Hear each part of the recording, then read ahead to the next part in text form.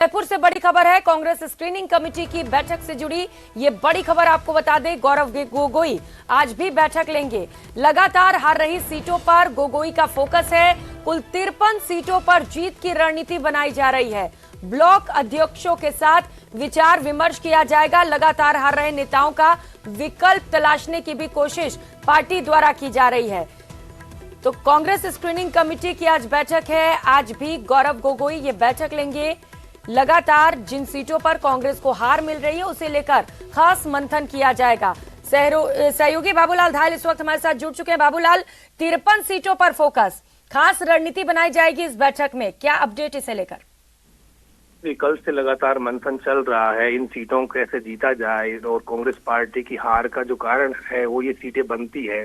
Party सत्ता में भी आ रही है तो भी ये सीटें हार रही है। इसका मतलब ये है कि कांग्रेस 53 सीटों पर तो मुकाबले में ही नहीं है पिछले 2-3 चुनाव से, तो पार्टी के लिए बड़ी चिंता का विषय बना हुआ है। और इस बार इन सीटों पर पार्टी जीत दर्ज करने के लिए तमाम जो समीकरण है उनको साधने की कोशिश कर रही है कि चूक उससे कहाँ हो रही है। इसलिए ग्रास रूट के वर्कर से लेकर के ब्लॉक अध्यक्षों तक, मंडल अध्यक्षों से लेकर के जिला अध्यक्षों तक सबसे राय मशविरा किया जा रहा है। और इस कड़ी में कल से गौरव गोगोई लगातार चिंतन कर रहे हैं और वहां के जो ब्लॉक अध्यक्ष हैं इन सीटों के, उनको बुलाया गया है और उनसे पूछा जा रहा है कि आज कैसे ये जो सीटें हैं जो पार्टी के लिए बहुत चुनौती पेश कर रही हैं, इनको कैसे जीता जाए। तो उसको लेकर के फीडबैक लिया जा रहा है, क्योंकि आप 53 सीटें लगातार हार रहे हैं तो आप मुकाबले में ही नहीं है एक तरह से। तो उन सीटों पर ही पार्टी ने फोकस गड़ा दिया है कि कम से कम इनमें से आधी सीटें पार्टी को जीतने की कोशिश करनी चाहिए। और इसी कड़ी में आज एक बार फिर से बैठकों का दौर रहेगा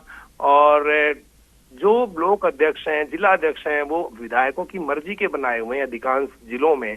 तो ऐसी सूरत में वहां का जो असली फीडबैक पार्टी के पास आना ये भी एक बड़ी समस्या है। इसलिए इसके अलावा भी जो ग्राउंड का जो सर्वे है उनकी रिपोर्ट्स के बाद में जो नेताओं का सर्वे है, नेताओं का जो फीडबैक है, उसको मैच करके और फिर उम्मीदवारों के चयन का काम इस बार यहाँ पर होगा। तो अब तक जिस तरह से उम्मीदवार बनाए जाते थे इन सीटों पर, वैसा इस बार देखने को नहीं मिलेगा। इस बार जो ग्राउंड की आवाज है, जो धरातल की आवाज है, उसको सुन करके पार्टी यहाँ पर उम्मीदवार उतारेगी, ताकि यहाँ पर कम से कम आधी सीटें जो है 53 में से उनमें पार्टी जीत हासिल कर सके। और इन सीटों को लेकर के जो एक धारणा बन गई कि ये जो है कांग्रेस पार्टी जीत ही नहीं सकती, अब तो बहुत दूर हो गई है जीत यहाँ इन सीटों से, तो वहां पर वो इस बार जीत की रणनीति बनाने के लिए बहुत ही मेहनत करते हुए नजर आ रहे हैं पार्टी के नेता। बिल्कुल बाबूलाल, क्योंकि मिशन 156 का है और ऐसे में 156 सीट हासिल करना एक बड़ी चुनौती भी है कांग्रेस के लिए। जैसा कि आप बता रहे हैं, 53 सीटें ऐसी हैं जहां से उम्मीदें ही नहीं रह गई हैं और यही वजह है कि इसे लेकर खास मंथन आज कांग्रेस पार्टी की ओर से किया जा रहा है। क्योंकि ब्लॉक अध्यक्ष यहां पर पहुंचेंगे, उनसे भी फीडबैक लिया जाएगा, उन नेताओं का विकल्प तलाशने की कोशिश की जाएगी बाबूलाल जो लगातार हार रहे हैं। लेकिन ये भी बड़ा चैलेंज होगा कि जिताऊ उम्मीदवार होगा कौन। धरातल से फीडबैक लेना और सही से उसको इम्प्लीमेंट करना मुश्किल है। ये मुश्किल तो है, लेकिन इतना कोई चुनौतीपूर्ण काम भी नहीं है, क्योंकि जो नेताओं से संपर्क जिनके हैं, जो रसूख वाले लोग हैं, जो ग्राउंड पर कम और जयपुर और दिल्ली में रह करके राजनीति करते हैं, अपनी राजनीतिक पैठ तो जमा लेते हैं, लेकिन जनता के बीच में उनकी कोई उपस्थिति नहीं रहती। चुनाव जब आते हैं तो ये लोग टिकट लेकर के आ जाते हैं और फिर चुनाव हार जाते हैं और फिर अगली बार टिकट ले लेते हैं। तो ऐसे नेता हैं पार्टी में जो 2-2, 3-3 चुनाव लगातार हार गए और एक बार फिर से दावा ठोक रहे हैं कि उन्हीं को टिकट मिलना चाहिए। तो इस बार ऐसे नेताओं को पार्टी नजरअंदाज करेगी, इनको दरकिनार करेगी और इनकी जगह जो जीत सकते हैं इनका विकल्प तलाशा जा रहा है कि बेहतर विकल्प कौन हो सकता है। किस तरह से वहां का सोशल इंजीनियरिंग है वो उन नेताओं के पक्ष में जा सकता है जिनके पास में संसाधनों की तो कमी है, लेकिन उनके साथ जनता है। तो ये चीजें देखी जा रही हैं कि जनता किसके साथ जा सकती है, कौन लोकप्रिय चेहरा हो सकता है, किसका सबसे कम विरोध है और जिसके खड़े होने से पार्टी जीत सकती है। तो ऐसे नेताओं की तलाश पार्टी कर रही है जो पार्टी के लिए उपयोगी। बिल्कुल बाबूलाल, तो पार्टी को तलाश है एक ऐसे उम्मीदवार की जिसकी पैठ जनता के बीच हो, जनता का समर्थन हो और एक बार फिर से जैसा कि हम लगातार चर्चा कर रहे हैं कि जिताऊ उम्मीदवार को ढूंढने की कोशिश इस बैठक के जरिए की जाएगी। आप नजर बनाए रखिएगा बाबूलाल इस बैठक पर। बहुत शुक्रिया तमाम जानकारियों के लिए। और कर लेते हैं एक और बड़ी खबर का। बात बीजेपी के मिशन राजस्थान की करेंगे। बीजेपी की परिवर्तन संकल्प यात्रा से जुड़ी ये बड़ी खबर आपको बता दें। दौसा जिले में परिवर्तन यात्रा का आज तीसरा दिन है। केंद्रीय राज्य मंत्री जनरल वीके सिंह आज दौसा पहुंचेंगे। वीके सिंह परिवर्तन यात्रा में मौजूद रहेंगे। दौसा में आज प्रेस कॉन्फ्रेंस की जाएगी। वीके सिंह ये प्रेस कॉन्फ्रेंस करेंगे। पीसी में सभी बीजेपी के दिग्गज नेता मौजूद रहेंगे। पीसी के बाद यात्रा लालसोट की ओर रवाना हो जाएगी। दोपहर बाद जयपुर ग्रामीण में ये यात्रा प्रवेश करेगी। तो परिवर्तन संकल्प यात्रा, जिसे लेकर बड़ी उम्मीदें हैं बीजेपी को। बीजेपी का कहना है कि इस यात्रा के जरिए हम कांग्रेस को उखाड़ फेंकेंगे।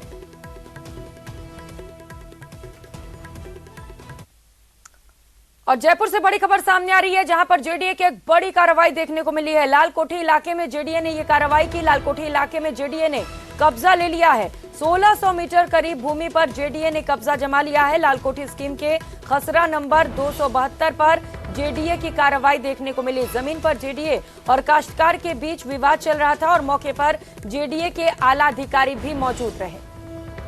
तो कार्रवाई के दौरान की तस्वीरें आपको दिखा रहे हैं, जब जेडीए की ओर से ये बड़ा एक्शन लिया गया।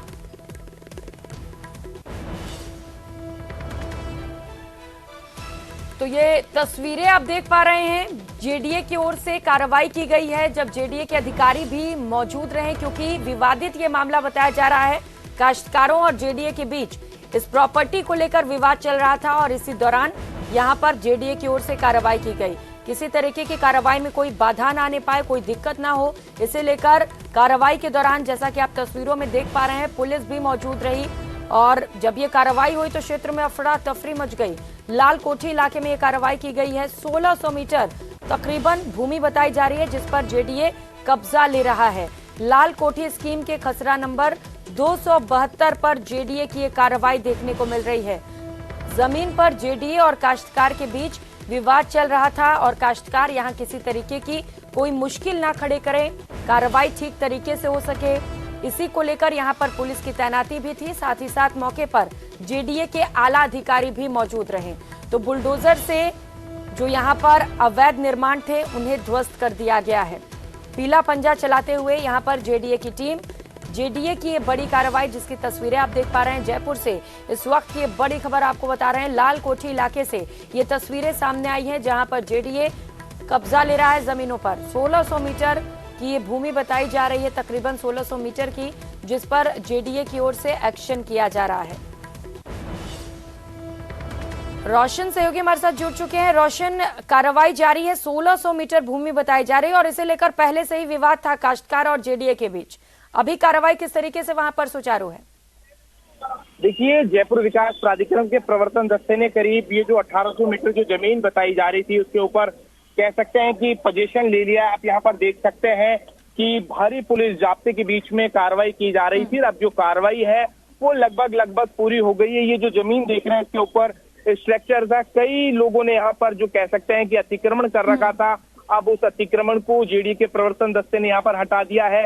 भारी पुलिस जाब्ता यहाँ पर मौजूद है। ये जो जमीन है, बेशकीमती जो जमीन बताई यहाँ पर जा रही है, सहकार मार्ग लालकोठी का ये जो इलाका है, इससे लगती हुई ये जो भूमि है, इसकी कह सकते हैं कि एरिया है 1600 वर्ग मीटर से ज्यादा का ये जो एरिया है, उसको जेडीए प्रशासन ने अपने कब्जे में ले लिया है।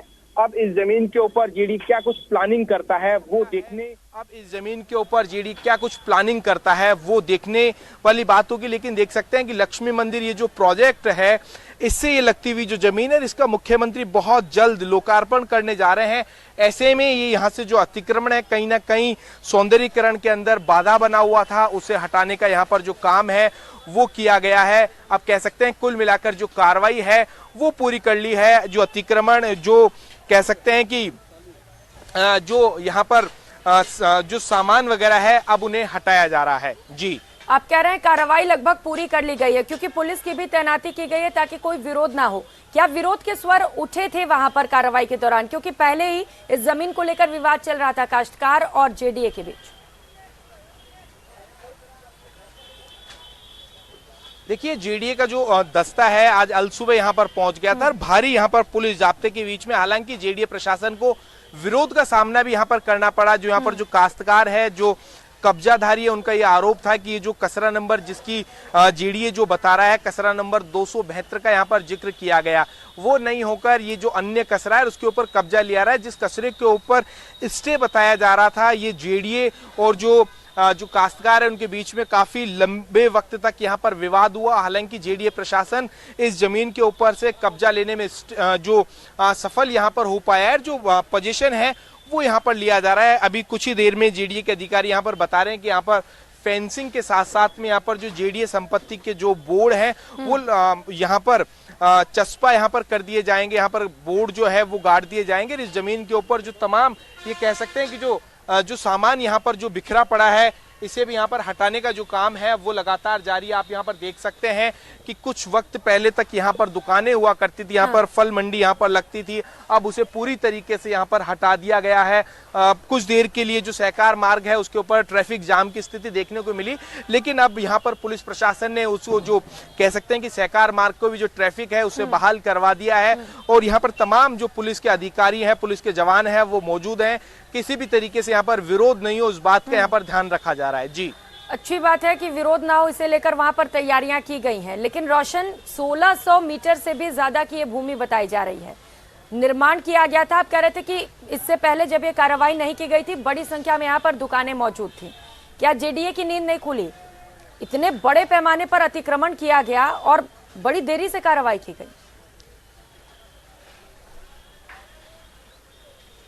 जी बिल्कुल, आपने ठीक कहा है कि कार्रवाई में काफी लंबा वक्त हो गया, लेकिन जेडीए के अधिकारियों का ये कहना है कि इससे पहले 3 बार कार्रवाई प्रस्तावित हुई, लेकिन उसके बावजूद जो कार्रवाई यहाँ पर नहीं हुई, इसमें देरी यहाँ पर देखने को मिली और अब आज जेडीए ने इस पूरी जो जमीन है उसके ऊपर अपना कब्जा लिया है, अपना पोजीशन लिया है। जेडीए का ये दावा है कि जो जमीन है सरकारी भूमि है, राजकीय भूमि इसको मानते हुए पोजीशन लिया है।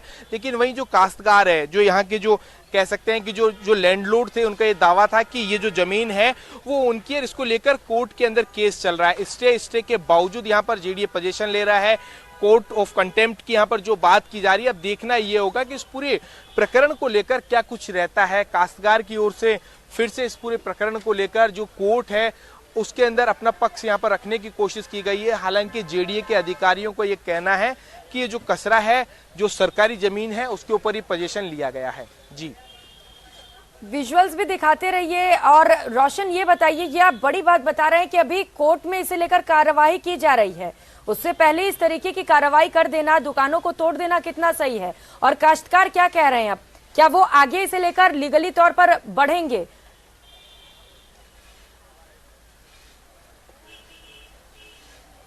जी देखिए, यहाँ पर जो काश्तकार है उनका ये कहना है कि जमीन उनकी है। हमारे साथ कुछ काश्तकार यहाँ पर मौजूद है, हम उनसे भी बात करने की कोशिश करेंगे।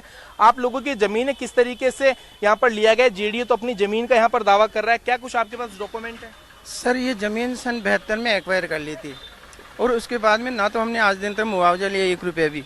मुआवजे को इन्होंने कोर्ट में जमा करा दिया और मतलब कह दिया कि आपके पैसे गवर्नमेंट वहाँ पे जमा है। सन 72 के अंदर कोर्ट में चेक जमा। नहीं, फिर तो जमीन सरकारी हुई ना। अगर जब मुआवजा जमा है, जमीन एक्वायर कर ली, फिर आप किस आधार के ऊपर आप दावा कर रहे हैं? सर, हाई कोर्ट से भी हमारी पक्की तामीरात को योजना में समायोजित करके योजना बनाई जाकर वापसी से मुक्त करने के आदेश दिए थे और जितनी भी पक्की तामीरात को था उनको मतलब समायोजित करके छोड़ने की बात हुई थी। लेकिन सन 72 से ना तो आज दिन तक कोई इन्होंने योजना बनाई और ना ही हमारे वापसी से मुक्त करने की कोई कार्रवाई की।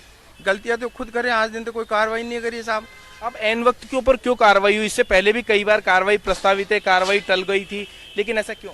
नहीं, हाई कोर्ट, मैं बता रहा हूँ ना आपको, हाई कोर्ट में हमारी पक्की तामीरात को योजना में समायोजित करके योजना बनाई जाकर वापसी से मुक्त करने के आदेश थे। अब क्या करेंगे? उसके बाद में ना तो वापसी से मुक्त किया इन्होंने और ना कोई समायोजित करने की कार्रवाई की।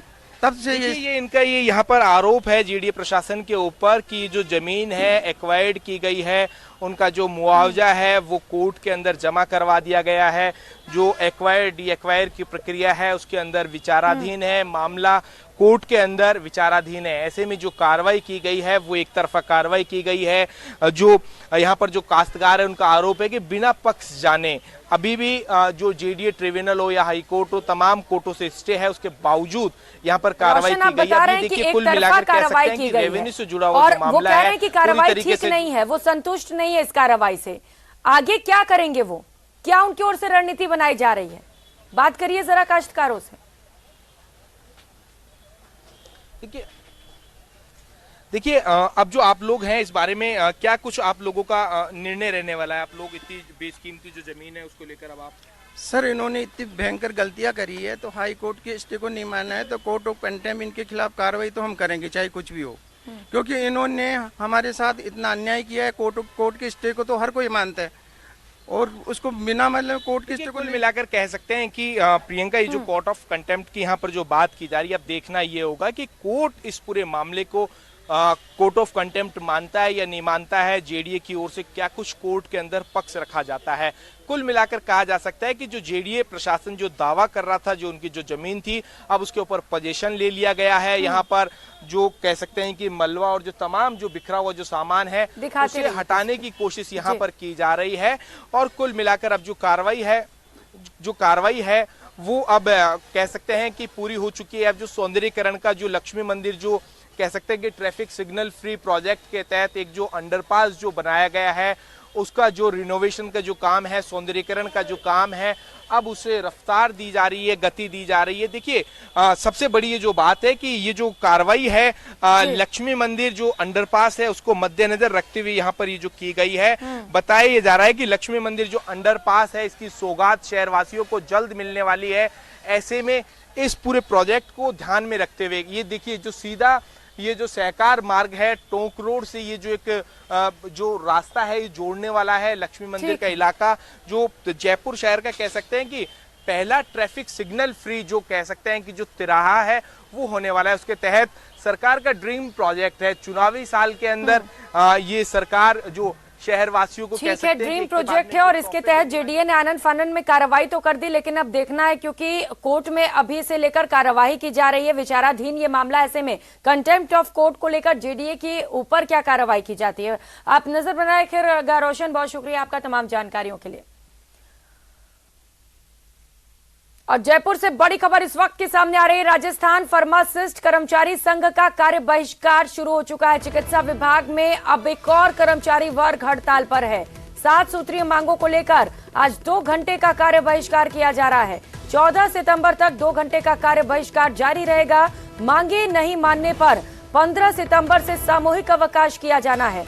कई मांगों को लेकर यह कार्य बहिष्कार होगा। राजस्थान फार्मासिस्ट कर्मचारी संघ के बैनर तले कार्य बहिष्कार किया जाना है।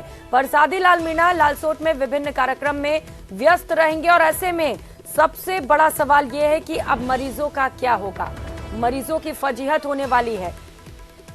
बड़ी खबर आपको बता रहे हैं, कई मांगों को लेकर कार्य बहिष्कार किया जा रहा है। 2 घंटे से आज ये कार्य बहिष्कार शुरू होगा और वहीं चिकित्सा मंत्री परसादी लाल मीणा अन्य कार्यक्रमों में व्यस्त रहेंगे। अब ऐसे में वैकल्पिक व्यवस्थाओं का इंतजाम कौन करेगा, कौन देखेगा मरीजों का हाल, कौन सुनेगा उनकी समस्याओं को, ये तमाम बड़े सवाल खड़े हो रहे हैं। तो राजस्थान फार्मासिस्ट कर्मचारी संघ का कार्य बहिष्कार भी शुरू हो चुका है। एक और हड़ताल पे हड़ताल लगातार। जिस तरीके की हम खबरें देख रहे हैं, जैसे जैसे चुनाव नजदीक आ रहे हैं सभी अपनी मांगों को मनवाने के लिए हड़ताल पर उतर रहे हैं, लेकिन मरीजों का क्या होगा इसके बारे में कोई भी विचार नहीं कर रहा है। राजस्थान फार्मासिस्ट कर्मचारी संघ भी आज से हड़ताल पर उतर चुका है। 7 सूत्रीय मांगों को लेकर आज से 2 घंटे का कार्य बहिष्कार शुरू किया गया है। सहयोगी महेश हमारे साथ जुड़ चुके हैं। महेश, हड़ताल पे हड़ताल, क्या होगा मरीजों का? देखिए बिल्कुल मरीजों की जान इस समय सांसत में अटकी हुई है। एक तरफ एम्बुलेंस कर्मचारी हड़ताल कर रहे थे, कुछ दिन पहले आपने देखा कि नर्सिंग कर्मचारी जो है वो हड़ताल पर थे। डॉक्टर्स ने भी हड़ताल का ऐलान किया था और अब जो दवा बांटने का काम करने वाले फार्मासिस्ट हैं वो अब कार्य बहिष्कार पर गए हैं। आज उन्होंने 2 घंटे का कार्य बहिष्कार किया है और 15 सितंबर तक कह रहे हैं कि मांगे अगर पूरी नहीं हुई तो उसके बाद में पूरी तरह से जो हड़ताल है वो शुरू कर देंगे, यानी कार्य बहिष्कार जो है सामूहिक अवकाश के तौर पर वो शुरू हो जाएगा। तो ऐसे में मरीजों के लिए परेशानी तो यहाँ पर डायरेक्ट सी बात है जो सामने आ रही है और उन्हें कतारों में भी आज लगना पड़ा है। और उसके साथ ही जब उन्होंने देखा कि यहाँ पर जो कार्मिक हैं, जो कर्मचारी हैं वो यहाँ पर मौजूद नहीं है, जो फार्मासिस्ट हैं उन्होंने आज अपने जो शॉप्स हैं वो यहाँ पर ओपन नहीं की है, जिन पर की निःशुल्क दवा वितरण का जिम्मा है, उन कर्मचारियों ने आज अपना जो है यहाँ पर सामूहिक कार्य बहिष्कार एक तरह से रखा है 2 घंटे का, और उसके चलते जो मरीजों की परेशानी है वो यहाँ पर बनाई है। हालांकि उसके बाद में व्यवस्थाएं दुरुस्त की गई है और दोबारा से यहाँ पर दवा वितरण का काम शुरू किया गया। लेकिन देखिए, अगर पूरी तरह से अगर कार्य बहिष्कार पर जाते हैं तो इस बात से कहा जा सकता है कि मरीजों के लिए यहाँ पर परेशानी बढ़ना। महेश, मरीजों की फजीहत होगी। 15 सितंबर से वो कह रहे हैं कि सामूहिक अवकाश करेंगे। चिकित्सा मंत्री तो अभी बिजी है बहुत ज्यादा। अब सवाल ये है कि अगर पूरी तरीके से अवकाश करते हैं तो मरीजों को दिक्कत होगी। क्या क्या मांगे हैं इनकी? क्या लग रहा है कि मांगे पूरी हो पाएंगी 15 सितंबर से पहले? देखिए, ज्यादातर मांगे जो भी कर्मचारी वर्ग इस समय में आंदोलनरत हैं उनकी वेतन विसंगतियों से जुड़ी हुई मांगे हैं। जो भी इस समय में आंदोलन कर रहे हैं उनकी ज्यादातर मांगे कहीं न कहीं मेज भत्ता, ड्यूटी भत्ता, जोखिम भत्ता, जो कई सारी तरह के जो भत्ते होते हैं उनको लेकर के ऐड करवाना है। और इनका कहना है कि जो ड्यूटी ये करते हैं उसमें कई तरह की जो परेशानियां हैं उसको लेकर के समय समय पर सरकार को, प्रशासन को ध्यान दिलाया गया है, लेकिन उसके बावजूद जब कोई कार्रवाई नहीं हुई है तो आज फिर उन्हें अब इस पर मजबूर होना पड़ा है। दूसरी तरफ मरीजों से जो है इस बारे में माफी भी मांग रहे हैं। इनका कहना है कि उनकी जो नर्सिंग कर्मचारियों को जिस तरह से नर्सिंग अधिकारी कर दिया गया है तो इनके भी पदनाम परिवर्तन की जो मांग है वो बदस्तूर जारी, क्योंकि इन्होंने भी अपनी मांग रखी थी कि जो फार्मेसी ऑफिसर है वो नहीं किया जाए। 817 एक डीपीसी पदस्थापन है वो यहाँ पर हो सके। ठीक है महेश, तो आज से 2 घंटे का कार्य बहिष्कार शुरू किया गया। अब देखना है कि कैसे मान मनोबल किया जाता है, कब तक समझाइश कर ली जाती है और ये काम पर लौटते हैं। बहुत शुक्रिया आपका तमाम जानकारियों के लिए। तो वहीं कोटा संभाग के सबसे बड़े एमबीएस सहित कई बड़े अस्पतालों के ठेका कर्मी आज से हड़ताल पर हैं। ठेका व्यवस्था खत्म कर रक्षकों की तर्ज पर सरकारी संस्थान RLSDC बनाकर सीधा भुगतान करने की मांग की जा रही है। इसी को लेकर ठेका कर्मियों ने अस्पताल में कार्य बहिष्कार शुरू कर दिया है। ठेका कर्मियों के कार्य बहिष्कार से आज भी संभाग के सबसे बड़े एमबीएस सहित अन्य चिकित्सालयों में चिकित्सा व्यवस्था ठप हो चुकी है। अस्पताल के पर्ची काउंटर, दवा काउंटर, सेंटर लैब, डॉक्टर्स कक्ष सहित कई वार्डों और ओपीडी में मरीजों की भारी भीड़ लग रही है। एक दिन पहले भी ठेका कर्मियों के कार्य बहिष्कार के चलते कई मरीजों को समय पर इलाज नहीं मिल पाया था, तो कई मरीज बिना इलाज के ही घर लौट गए थे। ठेका कर्मियों का कहना है कि जल्द ही अगर उनकी मांगों को नहीं सुना जाता है तो आंदोलन को और भी ज्यादा उग्र किया जाएगा। अरे भैया क्या करें, खड़ा नहीं रहा जाता हम लोगों से। अलग पर्ची कट जाए। हाँ, अब कट जाए जो ही है, कट जाए जो ही है। समथिंग 1500 से 1600 कर्मचारी इकट्ठे हुए हैं। संपूर्ण जितने सरकारी विभाग है उन लोगों को भी शामिल करा जाएगा। और हम लोग तो हमारा हक मांग रहे हैं भाई साहब। 5000 रुपये में जो कर्मचारी 6 घंटे काम कर रहा है वही 6 घंटे काम ये 80,000 1 लाख रुपये का कर्मचारी यहाँ पे काम कर रहा है, उसी का काम समान वेतन समान कार्य है। फिलहाल यहाँ रुकेंगे छोटे से ब्रेक के लिए, लौटेंगे फौरन।